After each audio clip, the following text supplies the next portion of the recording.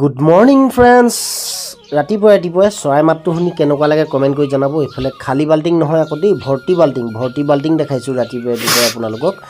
আৰু যিহেতু ৰাতিপুৱাই ওলাই যাম কাৰণে এইফালে খালী গায়ে হৈ লৈছোঁ। গৰম পানী অকণমান দিছোঁ, গৰম পানী দি মেলি যাব লাগিব এঠাইত। ক'ত যাম কি কথা সকলোখিনি ক'ম। আৰু দেখিছে নহয় আপোনালোকে এইফালে জুই ধৰি আছোঁ। এইফালে ৰাতিপুৱাই প্ৰায় 6টা বাজিছে। এতিয়া 6টা বজাত খালী গায়ে ধৰি গৰম পানী দি আছোঁ। ফাইনেলি মানে গা পা ধুই লওঁ, ধুই লৈ পিনি আপোনালোকে দেখিছেনে এইফালে আহি পালোহি এয়াৰপৰ্ট। আচলতে ডিব্ৰুগড় আহিছিলোঁ। ডিব্ৰুগড় মানে ভাইটো যিহেতু কুৱেইট মানে যাবৰ কাৰণে তাক আহি থ'বলৈ আহিলোঁ। এইফালে লগৰখিনি গোটেইখিনি আহিলোঁ, ভাইটি আৰু এইফালে মই।